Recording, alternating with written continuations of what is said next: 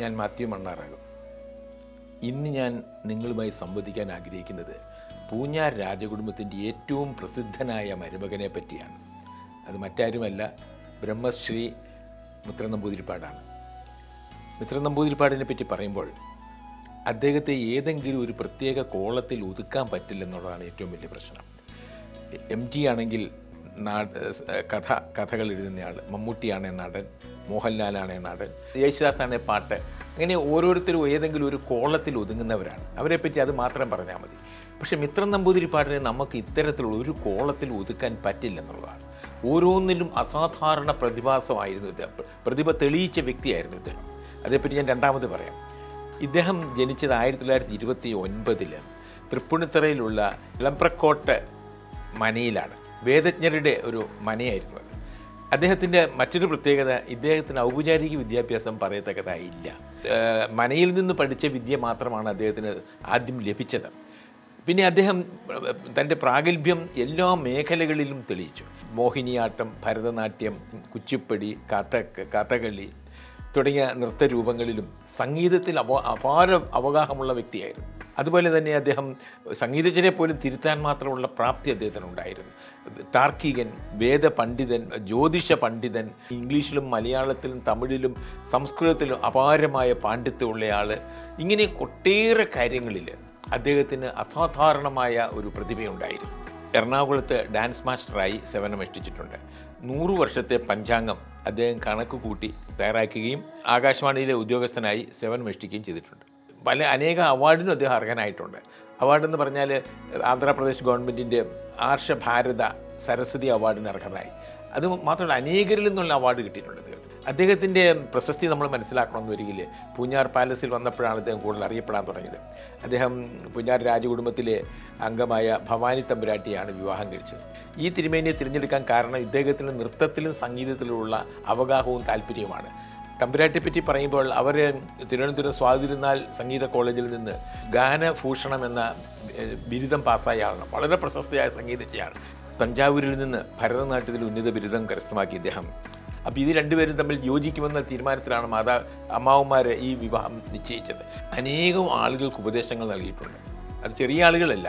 Indian പ്രധാനമന്ത്രിയായിരുന്ന ഇന്ദിരാഗാന്ധി, അതുപോലെ Narasimha Rao, LK Advani, അതുപോലെ K കരുണാകരൻ അതുപോലെ അനേകം സിനിമാ നടന്മാർ, മറ്റ് രാഷ്ട്രീയ രംഗത്തും ബിസിനസ് രംഗത്തുമുള്ള അനേകം പ്രമുഖർ ഇദ്ദേഹത്തിൻ്റെ ഊഴം കാത്തു നിന്നിരുന്നു. പൂഞ്ഞാർ പാലസിൽ മുഖ്യമന്ത്രിയുടെ ഉൾപ്പെടെയുള്ള വണ്ടികൾ വന്ന് കിടക്കുന്ന സാധാരണമായിരുന്നു. പോലീസ് ഉദ്യോഗസ്ഥർ അവരാരും വരുമ്പോൾ ഇത് വെറുതെയാണെന്ന് വിചാരിക്കരുത്. അവരാരും അറിവില്ലാത്തവരോ മടയന്മാരോ ആണെന്ന് നമുക്ക് കരുതാൻ പറ്റില്ല. അവരെല്ലാം ഇവിടെ ഒന്ന് അദ്ദേഹത്തിൻ്റെ ഉപദേശം സ്വീകരിച്ചിരുന്നു. അതിൽ നിന്ന് തന്നെ അദ്ദേഹത്തിൻ്റെ വലിപ്പം നമുക്ക് മനസ്സിലാക്കാൻ കഴിയും. എന്തിന് 1990-കളിൽ 1992-2000 ഇടയ്ക്കായിരുന്നു അമേരിക്കൻ പ്രസിഡൻ്റായിരുന്ന ബിൽ ക്ലിൻ്റൺ അധികാരത്തിലിരുന്നത്. അദ്ദേഹത്തിന് ഈ ജ്യോതിഷത്തിലൊന്നും ഒട്ടും വിശ്വാസമുള്ള ആളല്ലായിരുന്നു. പക്ഷേ അദ്ദേഹത്തിൻ്റെ അടുത്ത് തിരുമേനി ചെന്ന് സംസാരിച്ച് കഴിഞ്ഞപ്പോൾ അദ്ദേഹം ആയുധം വെച്ച് കീഴടങ്ങിയെന്നാണ്. അദ്ദേഹത്തിൻ്റെ അഭിപ്രായങ്ങളെ അല്ലെങ്കിൽ അദ്ദേഹത്തിൻ്റെ കാഴ്ചപ്പാടുകളെ ക്ലിൻ്റൺ തർക്കിക്കാതെ സ്വീകരിക്കേണ്ടി വന്നു. അത്ര കൃത്യമായിട്ടാണ് അദ്ദേഹം കാര്യങ്ങൾ പറഞ്ഞത്. അത് ഒരാൾ നമ്മുടെ ഭാവിയെപ്പറ്റിയും ഭൂതത്തെപ്പറ്റിയൊക്കെ വളരെ കൃത്യമായി പറയുമ്പോൾ, ഒരു പരിചയമില്ലാത്ത ആൾ ഇത് പറയുമ്പോൾ വിശ്വസിക്കാതിരിക്കാൻ പറ്റില്ല. ഇത് ഇവിടെ മാത്രമല്ല, നമ്മൾ ജ്യോതിശാസ്ത്രത്തെ അല്ലെ ജ്യോതിഷത്തെ ഒരു അന്ധവിശ്വാസമായിട്ട് പറഞ്ഞതിൽ അർത്ഥമില്ല. ജനനം, മരണം തുടങ്ങിയ കാര്യങ്ങളെപ്പറ്റിയൊക്കെ ചിലത് നമ്മൾ അംഗീകരിക്കേണ്ടി വരും. അപ്പോൾ അങ്ങനെയുള്ള ഈ കാര്യങ്ങളെപ്പറ്റി വളരെ കൃത്യമായിട്ടുള്ള അഭിപ്രായങ്ങൾ രേഖപ്പെടുത്താൻ പ്രാപ്തിയുള്ള ആളായിരുന്നു ബഹുമാന്യനായ മിത്ര നമ്പൂതിരിപ്പാട്. ഇപ്പോൾ ഗണിതശാസ്ത്രമായിക്കോട്ടെ, സംഗീതമായിക്കോട്ടെ, കുച്ചിപ്പുടി ആയിക്കോട്ടെ, എത്ര കൃത്യമായിട്ട് അദ്ദേഹം വിശദീകരിക്കുന്നത്, എക്സാമ്പിൾ അല്ലെങ്കിൽ ഡെമോൺസ്ട്രേഷനിൽ കൂടി അത് തെളിയിക്കാൻ അദ്ദേഹത്തിന് കഴിഞ്ഞിരുന്നു. അപ്പോൾ എന്ത് വിഷയത്തെപ്പറ്റി ചോദിച്ചാൽ, ഏത് വിഷയത്തെപ്പറ്റി ചോദിച്ചാലും അസാധാരണമായ പ്രാവീണ്യമാണ് അദ്ദേഹം പ്രകടിപ്പിച്ചിരുന്നത്. വളരെ പ്രഗത്ഭരായ ഡോക്ടർമാരും എഞ്ചിനീയർമാരും തത്വജ്ഞാനികളും ഒക്കെ അദ്ദേഹത്തോട് സംസാരിക്കാൻ ചെന്നു. അദ്ദേഹത്തെ വെറുതെ ഒരു വൃദ്ധനായ ഒരു നമ്പൂതിരിപ്പാടെന്നുള്ള രീതിയിലാണ് ചെന്നത്. അവർ ചെന്നവരൊക്കെ ലജ്ജിതരായി ആയുധം വെച്ച് കീഴടങ്ങിയാണ് തിരിച്ചു പോകുന്നത്. ഒരു വിഷയത്തിൽ അദ്ദേഹത്തെ തർക്കിച്ച് ബോധ്യപ്പെടുത്താൻ പറ്റിയാൽ, ക്രിസ്ത്യാനികളെക്കാൾ കൂടുതലായിട്ട് ക്രിസ്തവത്തെപ്പറ്റിയും ഹിന്ദുക്കളെക്കാൾ കൂടുതലായിട്ട് ഹിന്ദുമതത്തെപ്പറ്റിയും മുസ്ലിങ്ങളെക്കാൾ കൂടുതലായിട്ട് ഇസ്ലാമിനെ പറ്റിയും പഠിച്ച ആളാണ്. പാശ്ചാത്യ സംഗീതമാണെങ്കിലും ഹിന്ദുസ്ഥാനി ആണെങ്കിലും ഇതിലെല്ലാം അദ്ദേഹത്തിന് അപാരമായ പാണ്ഡിത്യമാണ് ഉണ്ടായിരുന്നത്. അഹങ്കാരമെന്ന് ചിലപ്പോൾ തോന്നാം, പക്ഷേ അത് കാര്യമില്ല. കാരണം അത്രയേറെ കാര്യങ്ങളെപ്പറ്റി അദ്ദേഹത്തിന് ഗ്രാഹ്യമുണ്ട്. ഓരോ വിഷയവും അദ്ദേഹത്തിന് അറിയത്തില്ലാത്ത ഒരു വിഷയമില്ലായിരുന്നു. അത് പറയുമ്പോഴാണ് നമ്മുടെ പഴയ ഋഷി പരമ്പരയിൽപ്പെട്ട ആളായിരുന്നു മിത്ര നമ്പൂതിരിപ്പാട്. ഞാൻ ആദ്യം പറഞ്ഞല്ലോ, ഓരോരുത്തരും അവനവന് ഒരു വിഷയത്തിൽ ഒതുങ്ങുന്നവരാണ്. ഈ വിവിധ വിഷയങ്ങളിൽ ഒരേ രീതിയിലുള്ള പ്രാവീണ്യം കാണിക്കുന്ന അത്യപൂർവ പ്രതിഭാസങ്ങളിൽ ഒരാളാണ് മിത്രൻ നമ്പൂതിരിപ്പാട്. നമ്മളിപ്പോൾ പലരും ഡോക്ടറേറ്റ് ഒക്കെ എടുക്കുന്നുണ്ട്. PhD എന്ന് പറഞ്ഞാൽ ഡോക്ടർ ഓഫ് ഫിലോസഫിയാണ്. ഫിലോസഫി എന്ന ജ്ഞാനത്തിൻ്റെ, അറിവിൻ്റെ അധ്യാപകൻ എന്നാണ് അർത്ഥം. ഡോക്ടർ പറഞ്ഞ അധ്യാപകൻ എന്നാണ് അർത്ഥം. അപ്പോൾ ഈ പലരും നമ്മളിവിടെ ഒരു ഡോക്ടറേറ്റ് എടുക്കുന്ന ഒന്ന് ചക്കപ്പഴത്തെ പറ്റി മാത്രം പഠിച്ചിട്ട് ഡോക്ടറേറ്റ് എടുക്കാം, മാങ്ങയെ പറ്റി എടുക്കാം, അല്ല ഈരാറ്റുപേട്ടയെ പഠിച്ചില്ല പൂഞ്ഞാറിനെ പറ്റി മാത്രം പഠിച്ചിട്ട് ഡോക്ടറേറ്റ് എടുക്കാം. പക്ഷേ അവർക്ക് വളരെ പരിമിതമായ അറിവേ ഉള്ളൂ. പലരും ഡോക്ടേഴ്സ് എന്ന് പറയുന്ന ഒരു വളരെ ചെറിയൊരു വിഷയത്തിൽ ഇംഗ്ലീഷ് എടുക്കുകയാണെങ്കിൽ ഏതെങ്കിലും ഒന്നെങ്കിൽ ഇന്ത്യയിലെ ഗദ്യ സാഹിത്യം അല്ലെ പോയട്രി അല്ലെങ്കിൽ എന്തെങ്കിലും ഒരു ചെറിയ വിഷയത്തെപ്പറ്റി ഒരു പ്രബന്ധം തയ്യാറായി കൊടുത്താണ് പലരും ഡോക്ടറേറ്റ് സമ്പാദിക്കുന്നത്. ഈ ഡോക്ടർമാരൊന്നും തിരുനമ്പൂരിപ്പോലുള്ള ആളുടെ അടുത്ത് ഒന്നും അല്ല. നമ്മുടെ ഋഷി പരമ്പര ഇങ്ങനെ ആയിരുന്നില്ല.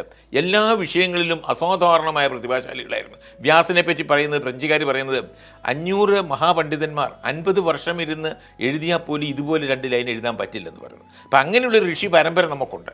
അങ്ങനെയുള്ളൊരു മഹാപണ്ഡിതനാണ് ഈ മിത്രൻ നമ്പൂതിരിപ്പാട്. അദ്ദേഹം തകടിൽ എഴുതി കൊടുക്കുന്ന ഒരു ഏർപ്പാടൊക്കെ അദ്ദേഹത്തിനുണ്ടായിരുന്നു. ഈ അറിവ് വരും നമുക്ക് പുറത്തുനിന്ന് കിട്ടുന്ന വിവരം മാത്രമാണ്. പല ആളുകൾ MA ഉണ്ടെന്നല്ല PhD ഉണ്ടെന്ന് പറഞ്ഞാൽ അവർക്ക് ഒരു ലൈൻ കവിത എഴുതാനോ ഒരു എസ്സേ എഴുതാനോ ഒരു കഥ എഴുതാനോ കഴിയില്ല. നമ്പൂതിരിപ്പാടിനോട് ചോദിച്ചു, എങ്ങനെയാണ് അങ്ങേക്ക് ഇത്രയും അറിവ് കിട്ടിയത്? അദ്ദേഹം പറഞ്ഞൊരു കാര്യമുണ്ട്. ഞാൻ കുടജാദ്രിയിൽ പോയെന്നാണ് അദ്ദേഹം പറയുന്നത്. കുടജാദ്രി ഒരു വലിയ ക്ഷേത്രമുണ്ട്, ഷിമാഗോ ജില്ലയിലാണ്, കർണാടകത്തിലുള്ള. ആ ജില്ലയിലാണ് അദ്ദേഹം അവിടെ ചെന്ന് അവിടെ നിന്ന് നടന്നു വേണം, ഭയങ്കര തണുപ്പാണ്, നടന്നു വേണം ആ ക്ഷേത്രത്തിൻ്റെ മുകളിലെത്താൻ.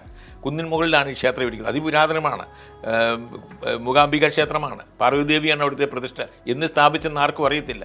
അത്ഭുത സിദ്ധികളുള്ളൊരു ക്ഷേത്രമാണ്. ഇദ്ദേഹം അവിടെ പോയി തപസ്സനുഷ്ഠിക്കാനും പ്രാർത്ഥിക്കാനും ഒക്കെയുള്ള സൗകര്യങ്ങളുണ്ട്. എല്ല് നുറുങ്ങിപ്പോകുന്ന കൂട്ട് തണുപ്പാണ് അവിടെ. തിരുമേനി അവിടെ പോയി ധ്യാനിച്ചു. അദ്ദേഹം അവിടെ ധ്യാനിച്ചു. ആദ്യം 2 കാലിൽ നിന്ന് തപസ് ചെയ്തു, പിന്നെ ഒറ്റക്കാലിൽ നിന്ന്, പിന്നെ പെരുവിരലെ മാത്രം നിന്ന് ധ്യാനിച്ചു, തപസ്സനുഷ്ഠിച്ചു. അവസാനം അദ്ദേഹം പറഞ്ഞ ദേവിയാണ് തനിക്ക് അറിവ് നൽകിയെന്നാണ് പറഞ്ഞത്. അറിവിൻ്റെ കവാടം തുറന്നു, നീ എല്ലാത്തിലും നിപുണനായിരിക്കുമെന്ന് ദേവി അനുഗ്രഹിച്ചെന്നാണ് അദ്ദേഹം പറയുന്നത്. അത് സമ്മതിക്കാതെ പറ്റില്ല. ഈ വിവിധ വിഷയങ്ങളിലുള്ള ഇദ്ദേഹത്തിൻ്റെ പാണ്ഡിത്യം കാണുമ്പോൾ നമുക്കത് അംഗീകരിക്കാതെ പറ്റുകയില്ല. ഇത്രയേറെ പ്രതിഭാശാലിയുള്ള ആൾ. ഞാൻ പറഞ്ഞല്ലോ ആദ്യം ജ്യോതിഷ പണ്ഡിതൻ എന്നുള്ള ഒറ്റ കാര്യത്തിലാണ് നമ്മൾ ഇപ്പോഴും അദ്ദേഹത്തെ മാനിക്കുന്നത്. അതൊരു അംശം മാത്രമാണ്. വേറെ അനേകം വിഷയങ്ങളിൽ അദ്ദേഹം ഒരുപോലെ പ്രാവീണ്യം തെളിയിച്ചിട്ടുള്ള ആളാണ്. അങ്ങനെയുള്ള തിരുമേനിയും ഇവിടെ ഗ്രന്ഥങ്ങൾ രചിച്ചിട്ടുണ്ട്. അദ്ദേഹം ചെയ്യാത്ത കൈവെക്കാത്ത ഒരു മേഖലയില്ല. ചില ഡോക്ടർമാരുടെ ക്ലാസ് എന്നോട് അടുത്ത കാലത്ത് പറഞ്ഞു, ഡോക്ടർമാരുടെ ഒരു കോൺഫറൻസ് അദ്ദേഹത്തെ വിളിച്ചു. അവിടെ ചെന്ന് കഴിഞ്ഞപ്പോൾ അദ്ദേഹം പെരുവിരലെ കുത്തി നിന്ന് കറങ്ങി ഡാൻസ് ചെയ്തെന്ന് പറഞ്ഞു. ആർക്കും പറ്റുന്നൊരു കാര്യമില്ല. ഇത്രയും പ്രായമുള്ളപ്പോൾ മെഡിസിനെ പറ്റി ചോദിച്ചാൽ അതിനെ ഏറ്റവും ആധികാരികമായ അഭിപ്രായം പറയാൻ പറ്റും. ഒരു ഇംഗ്ലീഷ് ഭാഷയിൽ അപാര പാണ്ഡിത്യം, സംസ്കൃതമാണെങ്കിൽ പറയണ്ട, തമിഴ് എന്ന് വേണ്ട മലയാളം, എല്ലാ വിഷയങ്ങളിലും അസാധാരണമായ പാണ്ഡിത്യമാണ്. ഉൾക്കാഴ്ചയുള്ള ആളാണ്. ഇത് ദേവി കൊടുത്തെന്ന് പറഞ്ഞാൽ നമുക്ക് തള്ളിക്കളയാൻ പറ്റില്ല. മറ്റുള്ളവരുടെയൊക്കെ ചെറിയ അറിവ് 3 മണിക്കൂർ കൊണ്ട് ഡിഗ്രിയും PG എടുക്കുന്ന അല്ലെങ്കിൽ അങ്ങനെയുള്ള ഒരാളല്ല മിത്രൻ നമ്പൂതിരിപ്പാട്.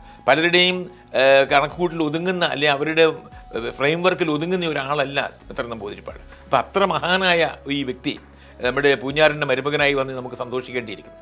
പലരും അത് വേണ്ട രീതിയിൽ അദ്ദേഹത്തിന് വേണ്ട പ്രാമുഖ്യം കൊടുത്തിട്ടില്ലെന്നാണ്. പത്രങ്ങളിൽ പോലും ഞാൻ കണ്ടത് ഒരു ചെറിയ കോളത്തിൽ വളരെ അപ്രധാനമായിട്ടുള്ള ഒരു കോളത്തിൽ ചിലർ കൊടുത്തില്ല. എനിക്ക് ദുഃഖമുണ്ട് അക്കാര്യത്തിൽ. ഇത്ര പൂഞ്ഞാറിന് പേരും പെരുമയുണ്ട്. പൂഞ്ഞാർ മിത്രൻ നമ്പൂതിരിപ്പാടെന്നാണ് അറിയപ്പെടുന്നത്. ഇദ്ദേഹം 1000 പൂർണ്ണചന്ദ്രനെ കണ്ടു. 96, 94, 95 വയസ്സ് വരെ ജീവിച്ചിരുന്നു. തിരുവനന്തപുരത്താണ് അദ്ദേഹം. മകളുടെ കൂടെയാണ് താമസിച്ച് മരിച്ചത്. ഇദ്ദേഹത്തിൻ്റെ ഭാര്യ ഭവാനി തമ്പുരാട്ടി, അവരുടെ അടുത്താണ് നമ്മുടെ പ്രസിദ്ധനായ കൈതപ്പുറം ദാമോദരൻ നമ്പൂതിരിപ്പാട് സംഗീതം അഭ്യസിച്ചത്. പൂഞ്ഞാറ് ശ്രീകൃഷ്ണസ്വാമി ക്ഷേത്രത്തിലെ ശാന്തിക്കാരനായിരുന്നപ്പോൾ ഈ തമ്പുരാട്ടിയാണ് ഇദ്ദേഹത്തിന് സംഗീതം പറഞ്ഞു കൊടുത്തത്.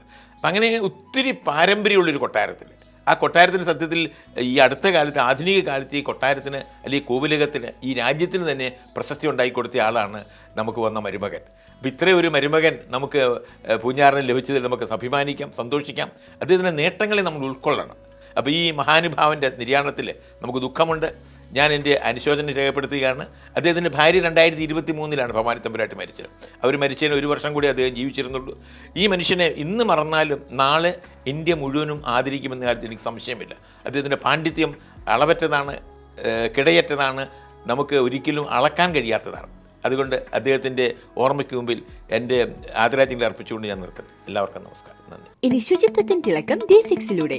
Home born introducing Dayfix dish wash cake and dish wash gel. Experience the quality and shine of Dayfix. പണയം വെച്ച സ്വർണം തിരിച്ചെടുക്കാനാകാതെ നിങ്ങൾ വിഷമിക്കുന്നുവോ? ഉടൻ വിളിക്കൂ Alappad gold, near Reliance trends, KK road, Mundakayam. IT Future MKK Tower near KSRTC bus stand, Eerattupetta. Emerge Eye and ENT Hospital, private bus സ്റ്റാൻഡിന് സമീപം ഈരാറ്റുപേട്ട.